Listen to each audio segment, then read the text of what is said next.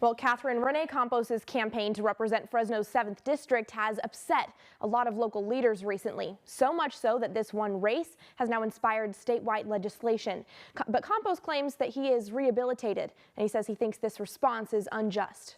This is very disturbing. Valley Assembly member Esmeralda Soria taking action against registered sex offenders Tuesday. She proposed an amendment to Assembly Bill 2753 to block registered sex offenders from running for public office in California. This in response to Renee Campos' campaign to represent Fresno's 7th district. If somebody is registered as a sex offender, that is a good indication that they are somebody that does not make wise decisions. And it's quite honestly, they make extremely poor decisions that harm our children. Campos is a registered sex offender convicted for possessing child sexual abuse material in 2018, and his campaign for city council has united both political parties to support Soria's legislation. Except Assembly Bill 2753 was not originally about registered sex offenders or even city council elections. It's about building more parks in rural communities. We have introduced, which is a spot bill, and this is very technical, but it's AB 2753.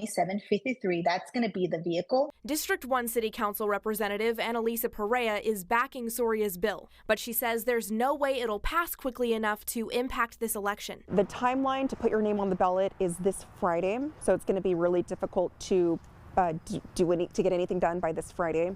So if this individual does file for office and their name does appear on the ballot, I have full trust that the people of Fresno will not vote this individual into office. But Campos believes the legislation is unjust, and he sent me this statement Tuesday saying in part, quote, "I believe this moment also opens the door to larger questions that many Americans quietly think about, but rarely feel they have the opportunity to ask publicly. When a court imposes a sentence and a person fulfills that sentence, the law has established the standard. If meeting that standard does not carry meaning, then people will inevitably ask whether rehabilitation is real or simply theoretical. In a democracy, I believe the voters ultimately decide who represents them," unquote.